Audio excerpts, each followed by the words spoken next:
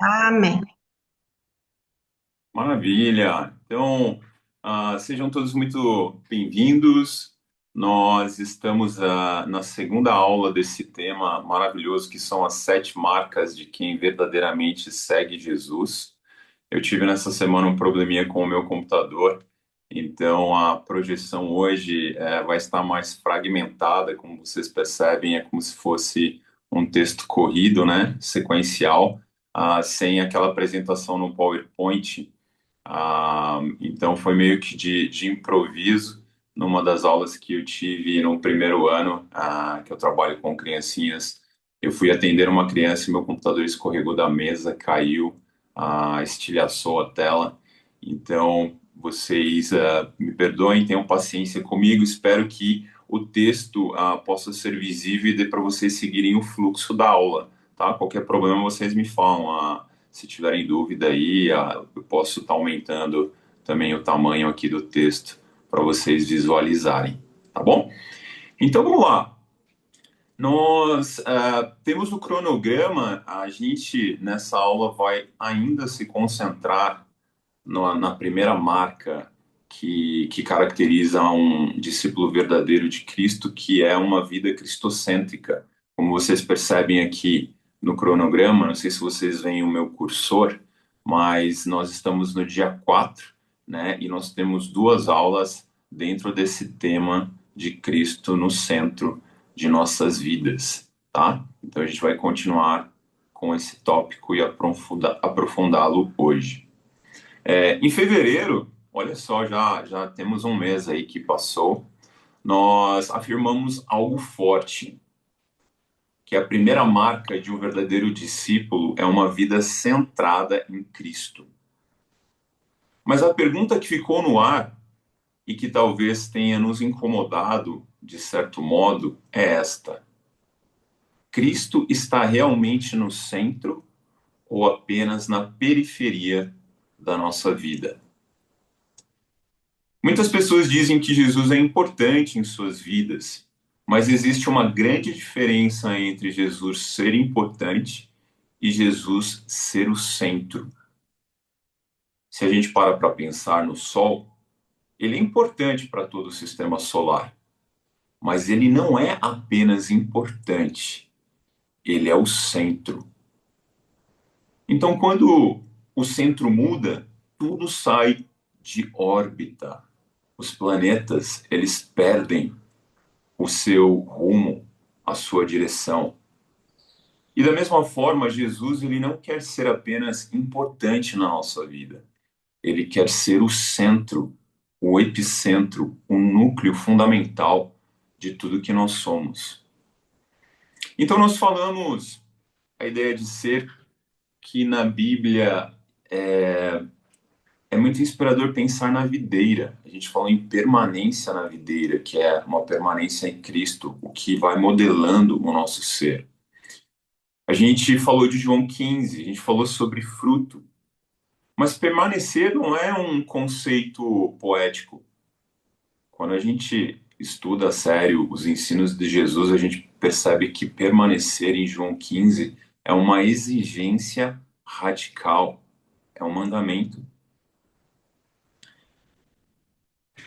Por que que é desafiante? Porque permanecer significa dependência, significa renúncia, significa abrir mão do controle. Significa parar de viver como se Jesus fosse um complemento e começar a viver como se ele fosse o fundamento. Lembra daqueles exemplos que nós vimos dos cristãos que, né, se são religiosos, mas de fato não têm Cristo totalmente no centro de suas vidas, né? Alguns são seletivos e a gente viu ah, ah, alguns exemplos, né, como um contraponto. E aqui esse ponto ele é um pouco desconfortável, porque para pensar, quem é que não quer os frutos de uma conexão com a videira, né? Frutos espirituais, frutos de paz, frutos de impacto no mundo, e assim por diante. Só que nem sempre nós queremos o processo transformador que exige, número um, permanecer na videira e número dois, a poda do agricultor. E a gente vai falar um pouquinho mais sobre isso adiante. Permanecer em Cristo exige algo total, não parcial. Não é quando for conveniente, é tudo. E isso nos levou, na aula passada, ao mandamento mais desafiante que a gente pode imaginar nas Escrituras. Ame o Senhor, o seu Deus, de todo o seu coração, de toda a sua alma e de todas as suas forças. Bem, eu lembro de uma lição de casa também que eu passei para vocês. Espero que você tenha experimentado um pouco dela, porque de fato essa prática é fonte de grande poder espiritual e inspiração nessa meditação diária ah, sobre essa escritura. Uma meditação em forma de oração, né, o que eu tinha falado para vocês. Eu tenho tentado tornar essa prática um hábito diário da minha vida e tenho visto rapidamente o quanto ela tem ajudado o meu coração, a minha mente, os meus planos a estarem completamente rendidos a Deus, dia após dia. É muito especial, ajuda e é transformador manter uma escritura tão ah, profunda, né, e radical nas nossas mentes, nos nossos corações. Bem, e daí a gente viu essa imagem que sintetiza Deuteronômio 6, que é onde está essa escritura, é o tal do Shema, né, que em hebraico é ouça, ó Israel, ouça, povo de Deus. E a gente vê três símbolos: o coração, né, a cabeça, que traz a intelectualidade, a mente, o espírito, né, e as mãos, que indicam o fazer, as nossas ações. O coração, o nosso ser; cabeça, conhecer, nosso conhecimento de Deus; e as mãos, ou poderia ser os pés, o nosso agir, o nosso fazer. E tudo isso eu acho que está mais detalhadamente explicado neste próximo diagrama. A gente vê aqui um relacionamento simbiótico de ser com saber e fazer. A gente percebe que o fazer modela, né? Ele abençoa a, o ser, ao passo que o saber guia o fazer. O fazer, por sua vez, informa o saber. E olha como essa coisa está de maneira belamente interrelacionada, né? Agora, essas três dimensões formam o quê? A totalidade do nosso ser. E elas não funcionam de formas separadas. E a gente pode pensar que uma fé que apenas faz se torna um ativismo. Uma fé que apenas sabe, que apenas conhece, se torna intelectualismo. Ao passo que uma fé que apenas sente se torna misticismo. Mas quando o ser, o conhecer e o fazer se unem em Cristo, nasce a verdadeira relação de discipulado com o nosso Senhor. Então a gente pode imaginar, né, como essas coisas são dependentes, como elas no movimento vão se cruzando e vão amadurecendo, né, não sem a influência uma da outra. Então, no centro de toda essa intersecção está uma pessoa. Bem aqui, ó, no centro de toda essa intersecção está Cristo, Jesus. E a gente pode ter uma imagem aqui, né, interessante dos planetas no seu eixo em torno do centro, que é o Sol. E essa imagem linda que mostra como o centro de tudo que nós somos, fazemos, pensamos, toda a nossa identidade deve girar em torno da nossa relação com Jesus Cristo. Certo? Espero que esteja fazendo sentido. Depois a gente pode conversar mais no nosso momento ali da final da aula, tá bom? Agora, uma área, ou melhor dizendo, se Jesus ele não estiver no centro do nosso ser, do conhecer e do fazer, então a gente viu na aula passada, outra coisa estará. E hoje nós vamos explorar como essas três dimensões da nossa vida se entrelaçam na caminhada de um verdadeiro discípulo de Jesus. Não como uma cobrança fria, mas como um caminho de maturidade, crescimento e intimidade com o nosso Deus. Porque quando Cristo está no centro, a vida deixa de ser fragmentada e atinge a sua plenitude de sentido e de propósito. E na aula passada a gente falou um pouco sobre o aspecto do ser, né? Dessa permanência na videira que vai moldando a nossa identidade, né? Nós vamos sendo transformados à imagem de Jesus. E nessa aula eu gostaria de me concentrar no conhecer e no fazer.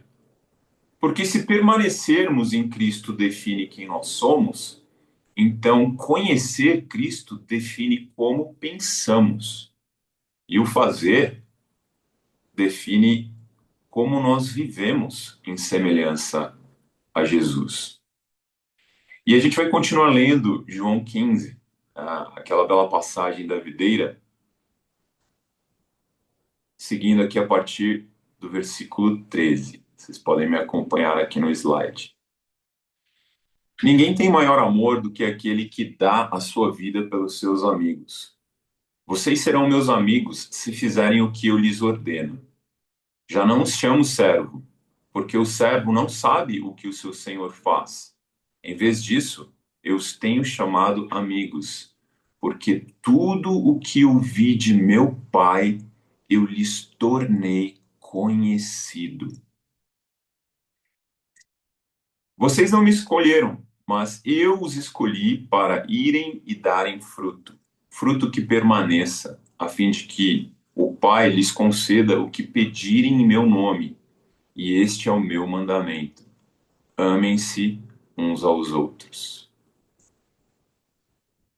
Bem, Jesus ele diz aqui, né, nessa primeira parte, que ele tornou conhecido para os seus discípulos tudo o que ele ouviu do seu Pai. Imaginem o ministério de Cristo.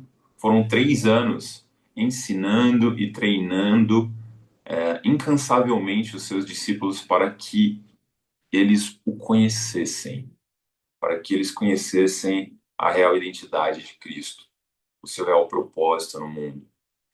E o seu conhecimento, né, o conhecimento sobre Jesus é tanto um conhecimento revelado que nós adquirimos por meio de experiência e com a qual nós nos conectamos com Cristo, mas ele também é um conhecimento informativo que adquirimos por sermos aprendizes de Jesus. Mais uma vez vocês percebem, é intelecto, mas é vida, é o viver, é a prática. Por exemplo, Moisés era um talmide. Não sei se você conhece esse termo no hebraico, mas ele era um aluno de Deus, ele era um estudante de Deus. Ele uma vez disse a Yahweh o seguinte: se me vês com agrado, revela-me os teus propósitos. Em outras versões a gente vê: ensina-me os teus caminhos. Olha como ele coloca Deus como aquele que é fonte de ensino, de sabedoria, para que eu te conheça e continue sendo aceito por ti.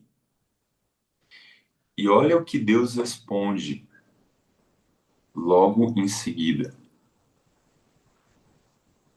farei o que me pede, porque tenho me agradado de você e o conheço pelo nome.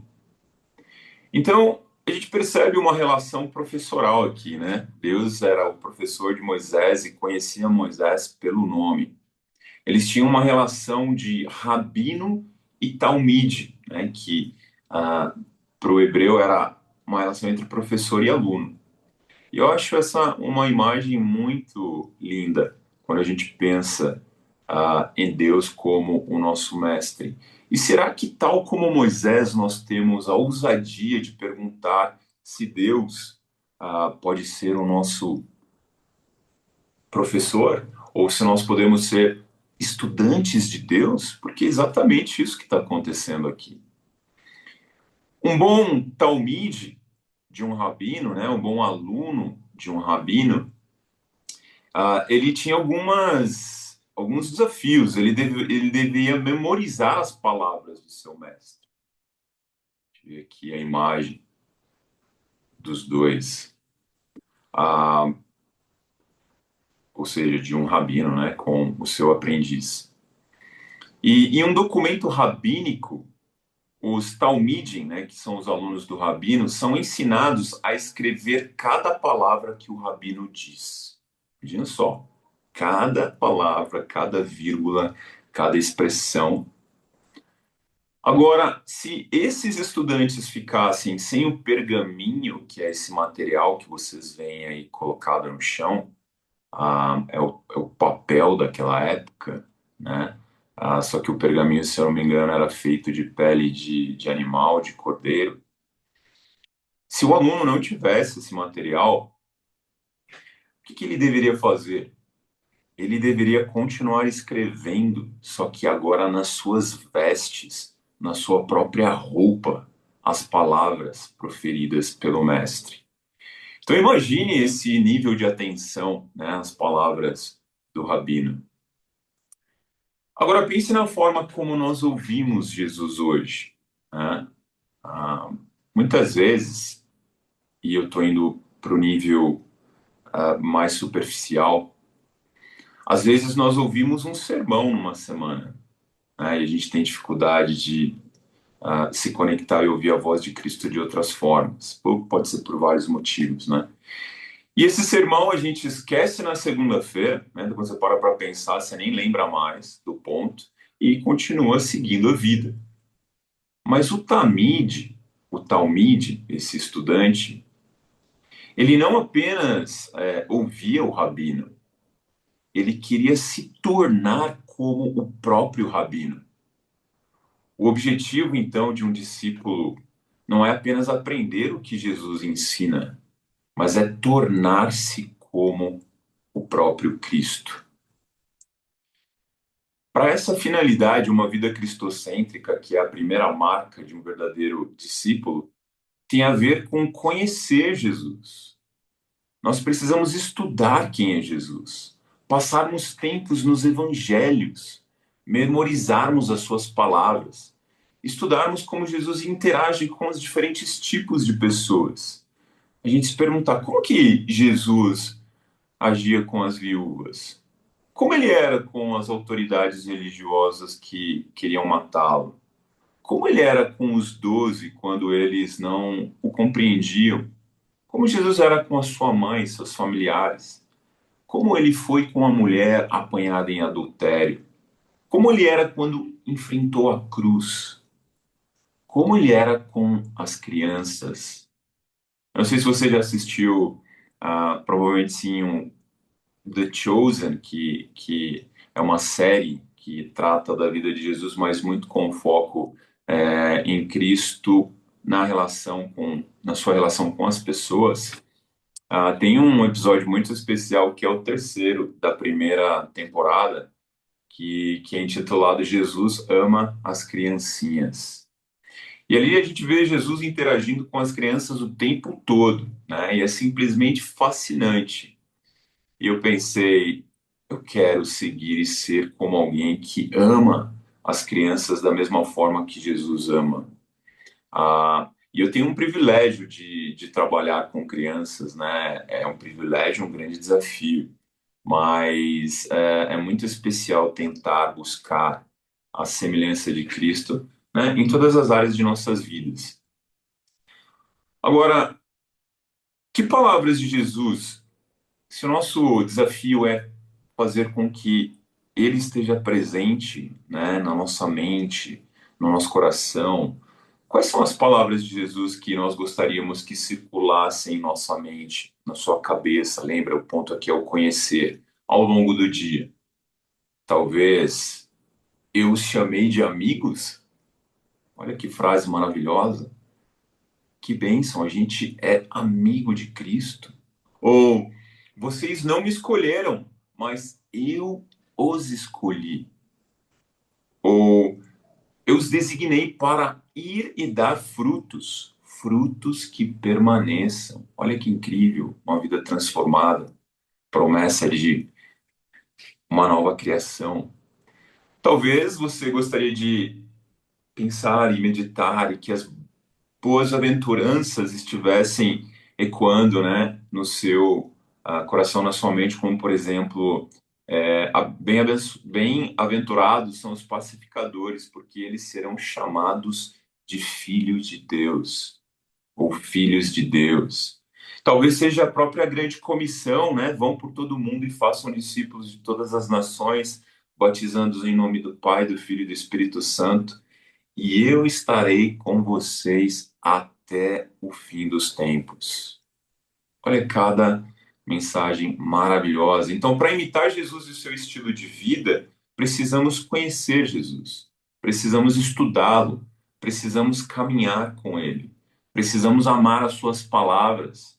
E como diz o trecho em Deuteronômio, amarrá-las como um sinal na nossa mão, fixá-las como um emblema na testa, e escrevê-la nos batentes da casa e nos seus portões, né? Então, que tipo de talmide, que tipo de aluno de Jesus você tem sido? Você o conhece? Nós não podemos imitar Jesus, ou melhor dizendo, não podemos imitar um Jesus que nós não conhecemos. Em última análise, o conhecimento bíblico ele vai além do intelecto e abrange todo o nosso ser ou a nossa alma, ou seja, nossas emoções, experiências e nossos relacionamentos. Aqui em João, tem uma família de palavras como conhecer, compreender, acreditar, ver, ouvir, obedecer, confessar e a própria vida que estão todas interligadas. Elas fazem parte do mesmo campo semântico. E isso é interessante.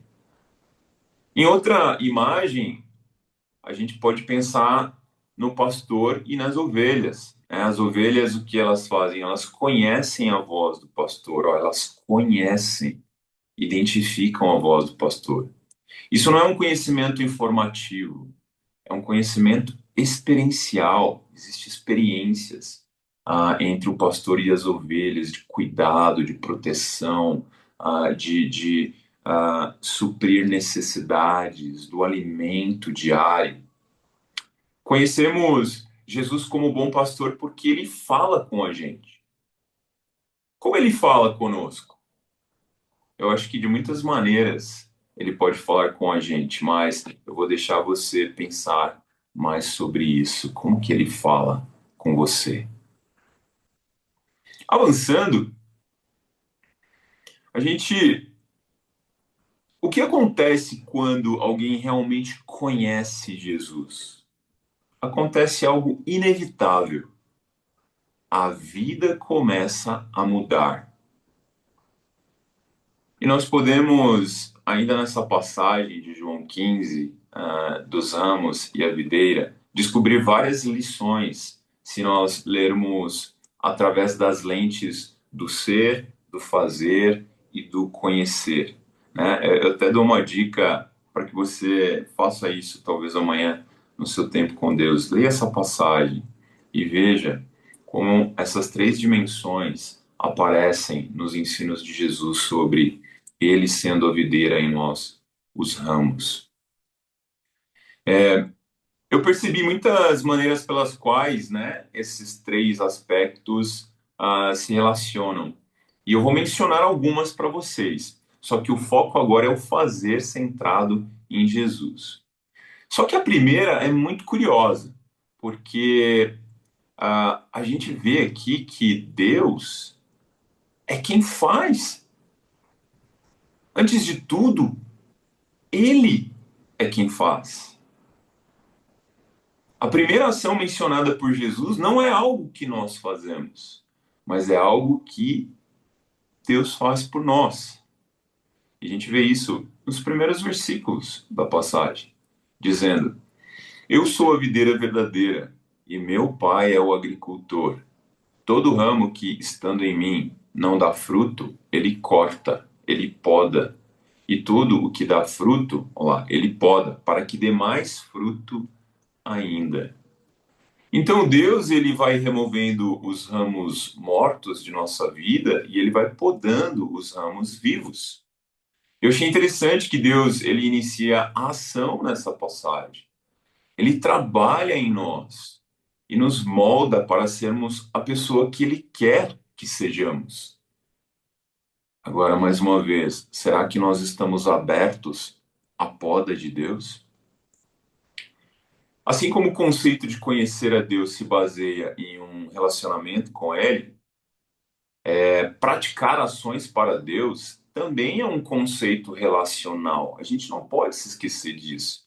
A gente não pode se tornar tão pragmático, né, de achar que as coisas estão separadas. Ah, eu não coloquei no slide, mas tem um estudioso que diz o seguinte sobre isso. Embora fazer seja enfatizado em toda a Bíblia, não é sempre apresentado. Isso é sempre apresentado em conjunto com o relacionamento com Deus. Nunca é apresentado isoladamente para designar um dever ou serviço a ser realizado separadamente do encontro com Deus e com os outros.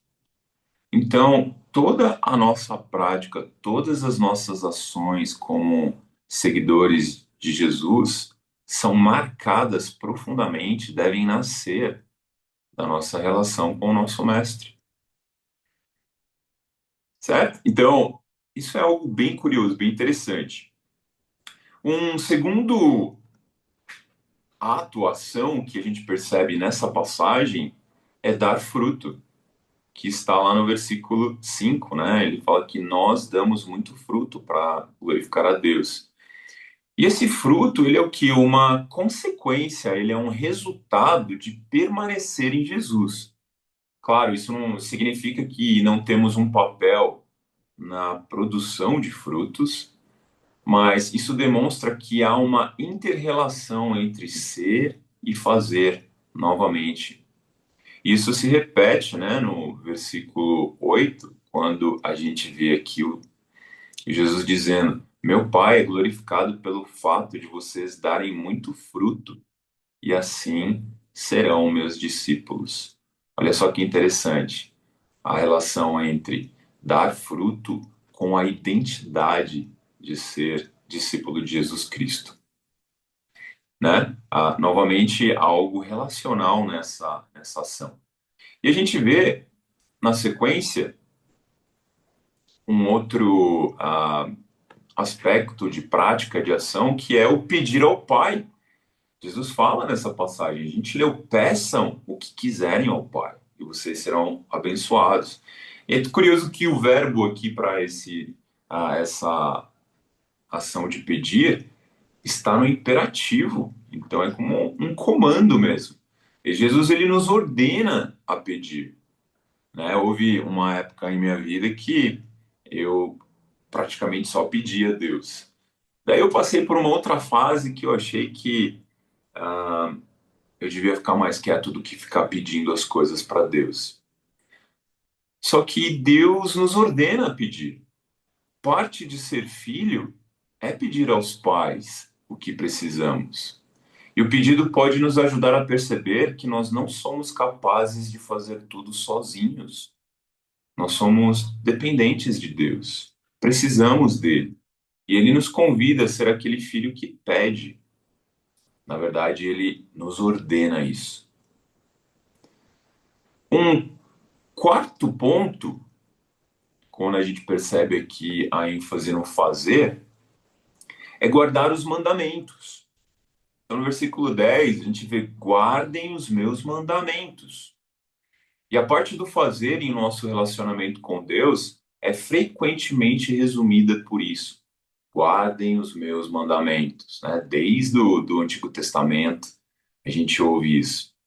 Mas como vemos aqui nesse capítulo, há muito mais no fazer do que apenas guardar os mandamentos. Isso não significa que guardar os mandamentos não seja importante. Claro que isso é importante, mas não é tudo. Na verdade, veja o que vem depois no texto: amar uns aos outros. No versículo 12, amem uns aos outros. Isso vai se repetir lá no versículo 17 também. Amem uns aos outros. Então, nós poderíamos dizer que a ação definitiva de fazer é o amor.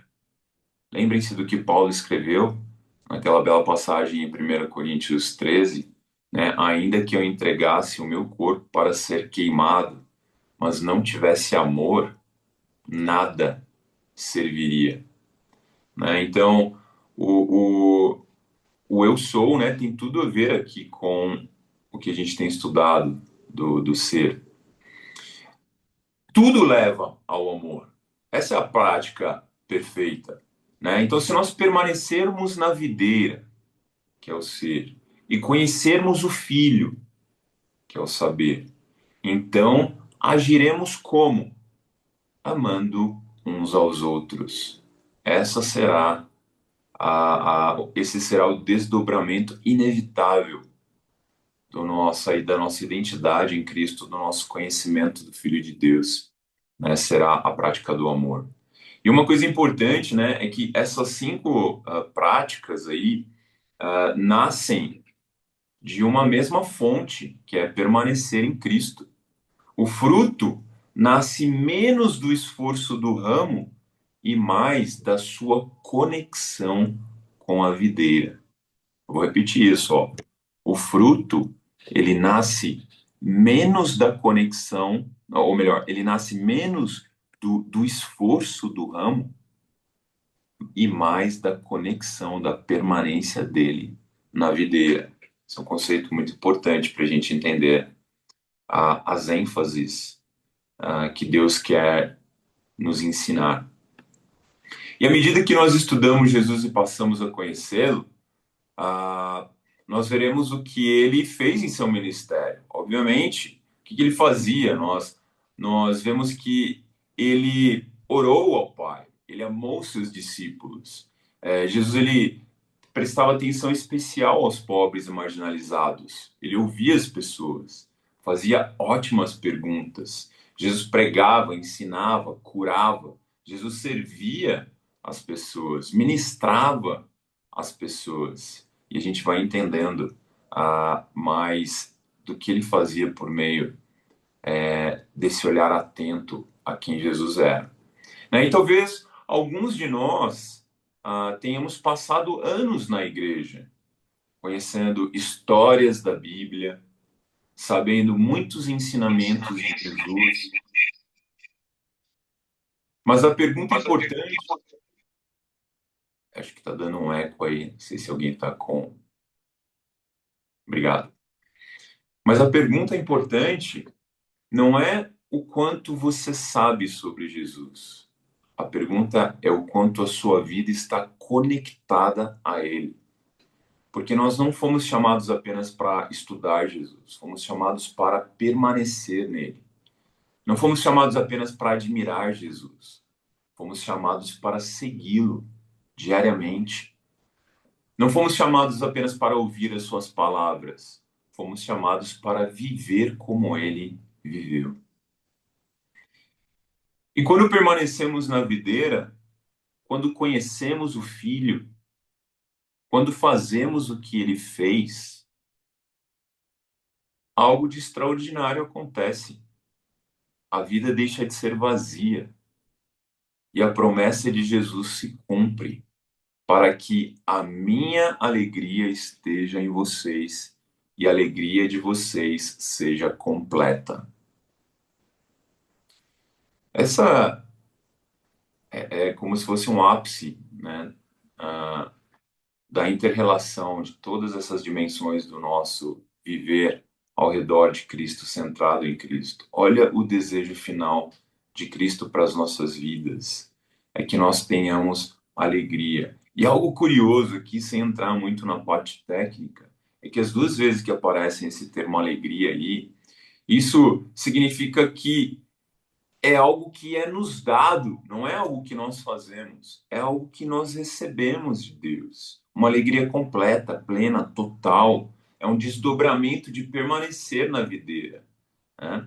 É, então, o que a gente vê nesse trecho de João, que vai, né, de João 15 até o 17, depois você pode ler, Jesus ele diz que deseja que a alegria de seus discípulos seja plena, inteira, terminada. E essa é uma alegria que vem como consequência de permanecer na videira. E nós temos que tomar um certo cuidado para não confundir o que Jesus nos pede para fazer com o que Jesus fará por nós. Só Ele pode fazer por nós.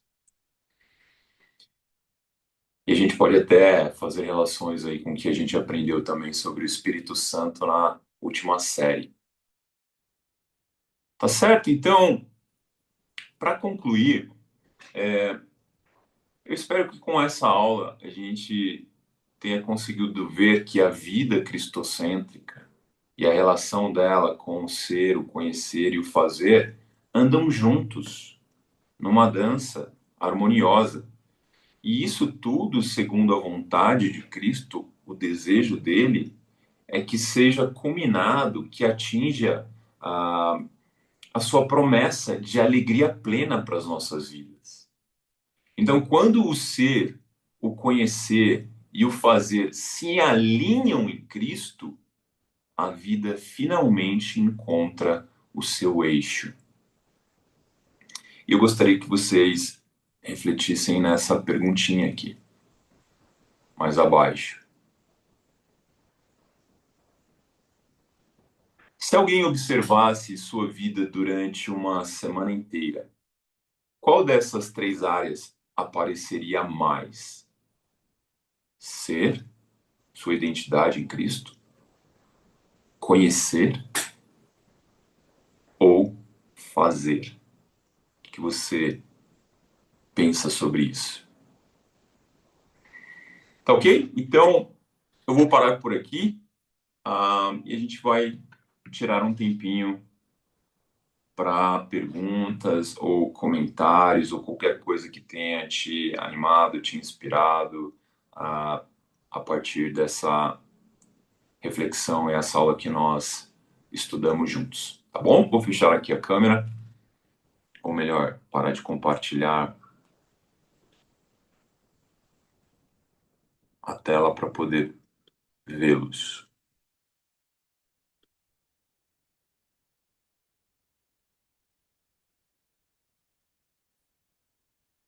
Maravilha! Fiquem à vontade aí para compartilharem seus pensamentos.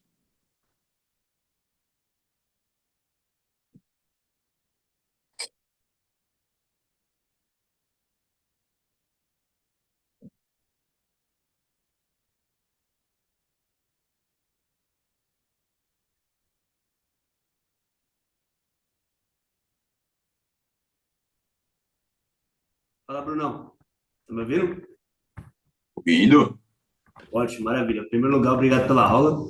Achei muito interessante essa integração, né, do ser fazer, conhecer, até porque agora estudando mais no mestrado essas questões de sociologia, é interessante que tudo começa na mente, gera uma emoção e o resultado disso é uma ação, né? Aí eu fiquei pensando uma coisa assim que é interessante, que pelo menos é o que eu observo, mas eu gostaria de saber mais de você.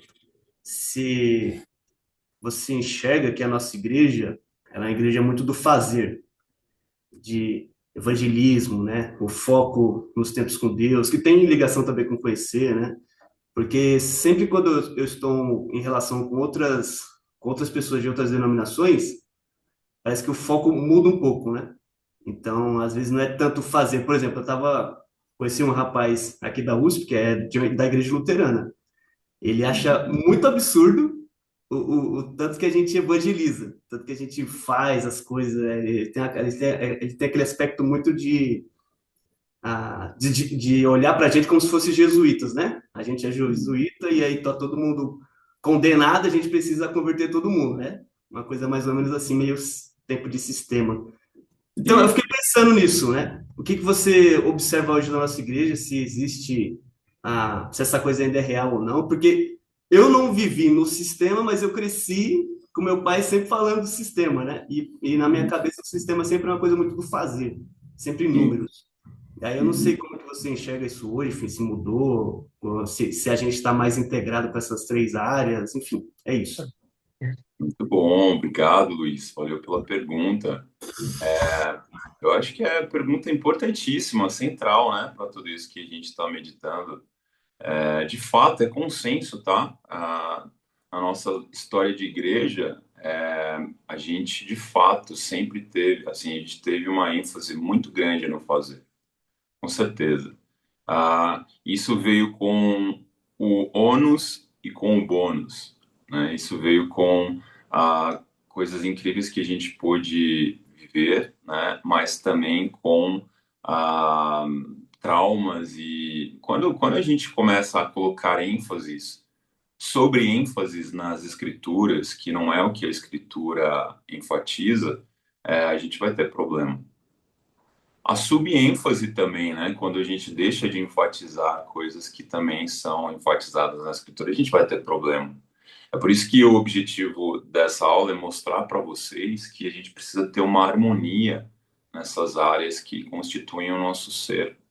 Porque se a coisa sair um pouco do centro gravitacional, a gente vai ter problema, né? Isso é um desafio, tá? Não é algo fácil, porque pode depender muito de cultura, de igreja para igreja e as ênfases que cada igreja dá. Mas eu acho que uma maneira da gente minimizar os danos das ênfases excessivas em lugares que podem ser até bíblicos, mas são sobre ênfases, é centralizar realmente o nosso foco em Cristo, é olhar mais para Jesus, entendeu? Eu acho que isso é o que o escritor de Hebreus conclama, né? A gente estudou também Hebreus, os discípulos cristãos daquela comunidade, né, com qual ele se preocupava fazer, mantenham seus olhos fixos em Jesus, para que vocês não se afastem da fé, né, para que vocês não se percam espiritualmente. Hoje, eu acredito, essa aula, por exemplo, ela foi inspirada num conteúdo que a gente tem aprendido nas escolas de missões. E eu vejo que mais igrejas ao redor do mundo têm falado sobre isso, né? E eu não acho que ainda é o suficiente. Eu acho que a gente deveria entender mais ainda quem é a nossa identidade em Jesus Cristo antes da gente sair fazendo ah, inúmeras coisas, né? Eu acho que a gente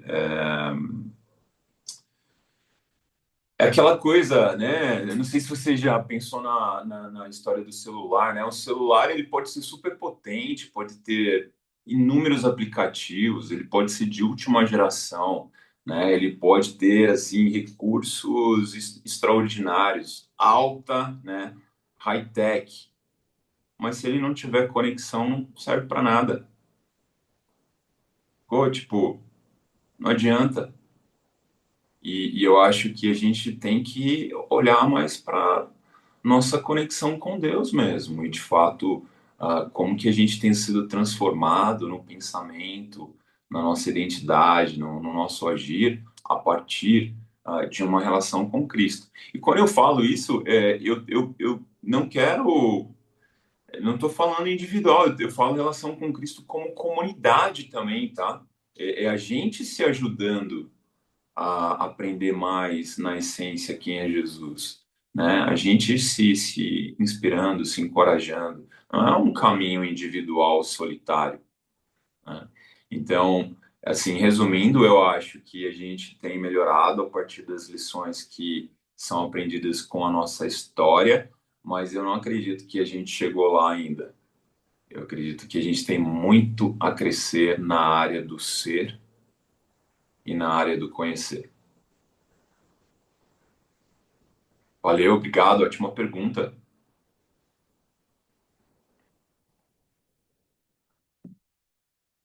Tem o Léo, Bruno. Léo, eu não estou vendo aqui, Sérgio, se puder ajudar. Beleza. É o Luiz que vai falar, que tá como o Léo. Fala, querido. Ah, Oi, sim. Bruno. E aí, meu Oi, querido? boa noite. Obrigado aí. Falando sobre a videira, eu lembrei de Esdras, né? Que a Esdras 7:10, que ele tomou a decisão de estudar, né, a lei, de praticar e de ensinar. Então, Isso. essa escritura é muito inspiradora para mim, né? De manter focado, né? Então, já lendo aqui João 15, né? Então, é uma decisão mesmo de praticar, de viver, e de transmitir, né? Isso me encoraja muito, né? Me preparar para... Eu gosto muito quando para as pessoas e de ouvir, de falar, não porque somos melhores, mas quando isso faz a diferença, né? Quando encontra com qualquer pessoa, mesmo aquele que não lê a Bíblia, aquele que lê, e que o impacto é muito grande quando se compartilha isso com muita alegria, com muito entusiasmo, né? Então, é isso, né? Então, isso só vai aparecer, só vai ser mais visível na minha vida estando unido com Jesus, em união com Ele, né? Se eu não tiver, isso não vai ser, né? A Escritura já diz, né? Se não tiver unido comigo, cara, não vou fazer nada, né? Realmente. Posso ir ao culto, posso ir à igreja, posso estar no... Mas se eu não estiver buscando, não Sim. vai fazer sentido a minha vida, né? Então, e, na verdade, a gente vai passar por momentos difíceis mesmo, né?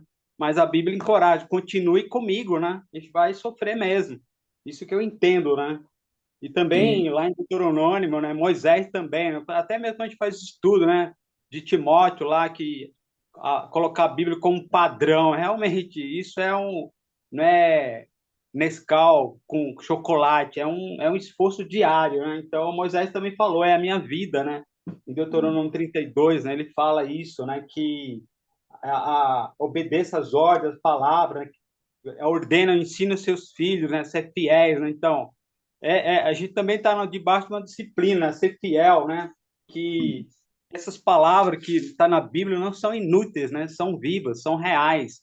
Faz toda a diferença quando isso realmente é real, porque estamos vivendo. Jesus, né? O Espírito dele já fez morada em nós, né? Essa é a dependência, né? Então, dizer que a palavra é minha vida, né? Hoje eu posso dizer isso, ela é minha vida. Sem ela, sem a palavra, eu não tenho uma vida.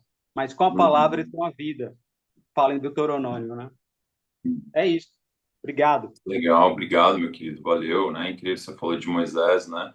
É Uhum. interessante, né, como essa aula mostra um ângulo da vida de Moisés que talvez a gente não repare muito, mas como ele se punha como aprendiz diante de Deus, como ele se Exato. colocava como um estudante de Deus. Ele queria, Senhor, me ensine, né, os teus caminhos. Eu quero aprender de ti, para que eu continue sendo aceito, para que eu continue agradando ao teu olhar. É incrível, muito inspirador. E na cultura judaica, como um aluno atento, ele chegava a escrever até nas barras da sua roupa os ensinos do rabino, porque tinha acabado o papel. Que zelo é esse, né? Que coisa incrível. Eu estava lendo a Bíblia com um rapaz, ele ia à igreja. Quando eu comecei a ler com ele, falou de outros livros, ele tem esse livro na Bíblia? Eu olhei para ele com muita compaixão, né? Muita paciência, né? E muito amor, né? Tem esse livro na Bíblia, quer dizer, não conhecia, né? Não conhece. Vai no lugar, mas não conhece, né? Então, o conhecer é ler mesmo, né? Abrir para aprender esse interesse, né? É isso aí, exatamente. Deus abençoa muito esse coração, né? Uhum. Perfeito, meu Posso querido. comentar Claro. rapidinho, Bruno? Obrigado, Bruno. Eu queria só falar a questão do conhecer. Hoje eu estava lendo o livro de Lamentações, e aí eu li inteirinho de manhã e tal, e saí, né? Então, eu fiquei pensando, falei, meu Deus, mas que livro é esse? O que tá escrito em Lamentações, né? Que é isso? E veio tantas perguntas na minha cabeça, né? Assim, poxa, esse sofrimento é de Jesus? Não, esse sofrimento é nosso? Esse sofrimento é da pessoa? Esse sofrimento é o quê?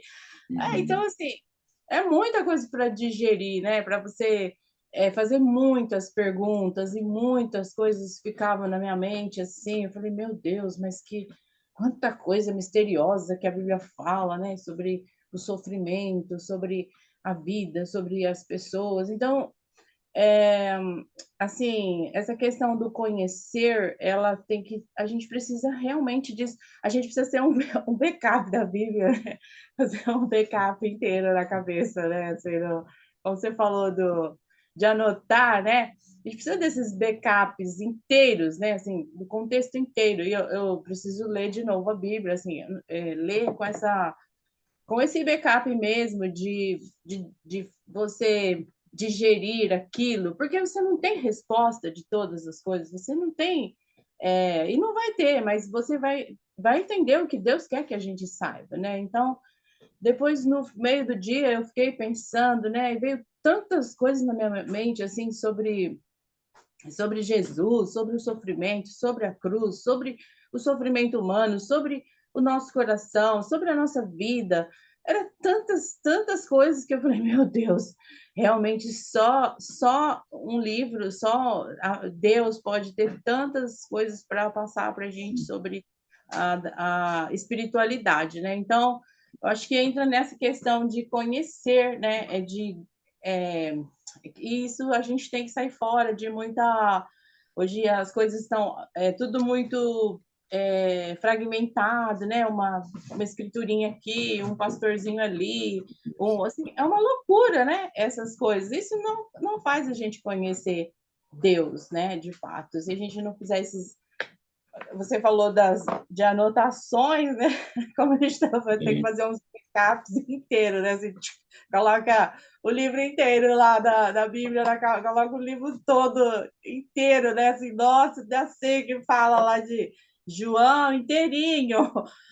E assim, sair fora da religiosidade, mas a questão de quanto isso alimenta a nossa alma, quanto isso Tá. torna o nosso corpo mais pão, né? Como deixa a gente mais pensativo, mais profundo com as coisas espirituais, né? Eu acho que esse realmente, como você falou, né? É uma coisa que tem que entrar e ser um processo, e sair sem entrar na questão do orgulho e da religiosidade, de nossa, agora eu já sei tanta coisa da Bíblia, mas isso daí, né? Mas tudo bem, mas eu preciso desse lado para me quebrar, para ir mudar as coisas que eu penso que está errada, mas só vai mudar se eu tiver um livro inteiro lá, nossa, mudou meu conceito de sofrimento, assim, puxa, espera aí, eu preciso repensar esse negócio aqui, mas Isso. permitir, né, também, não ter como a religiosidade, como você falou, né, mas como esse lado de quebrantamento. Legal, muito obrigado, viu? Obrigado mesmo, exato. Esse é o ponto, né? Você falou de sofrimento. Eu peço até suas orações. Vocês conheceram o Mohamed, né? O nosso amigo iraniano.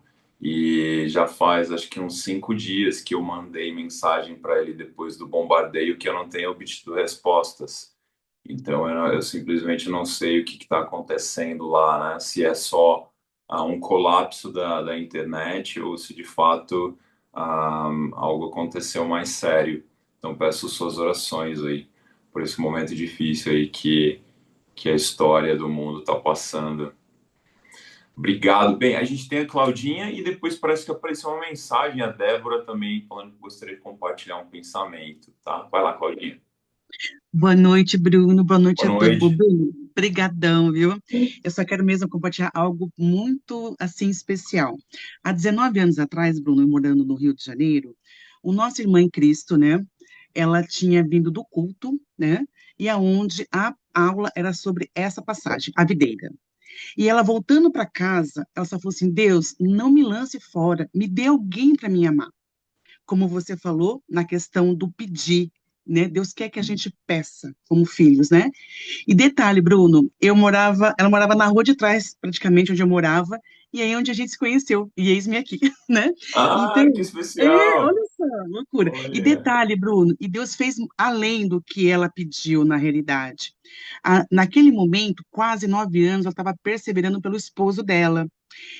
Então, o esposo dela se batizou em abril de 2008 e eu me batizei em maio de 2008, né?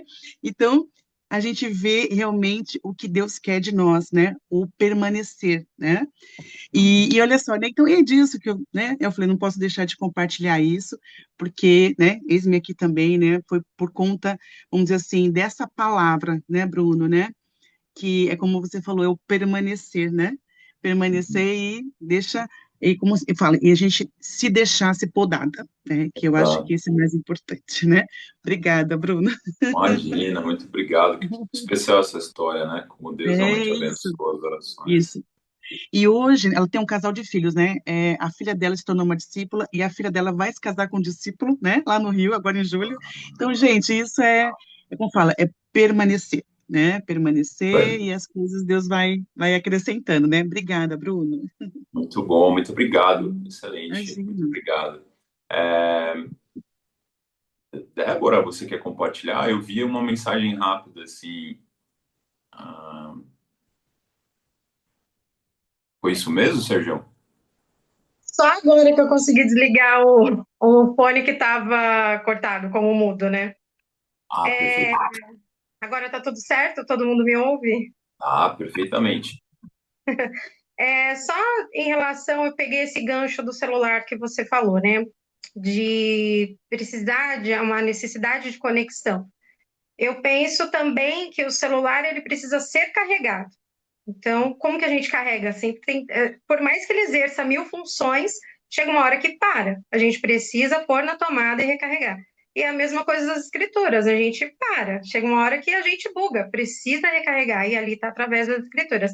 E trazendo isso um pouco para o que você falou, pelo que eu entendi, tá? A primeira vez que eu participo Bom, seja muito bem-vinda. da aula, então tem muito que aprender. Quando eu falei até para minha mãe, é para aprender. Opa, tô no meio, porque eu gosto de aprender mesmo.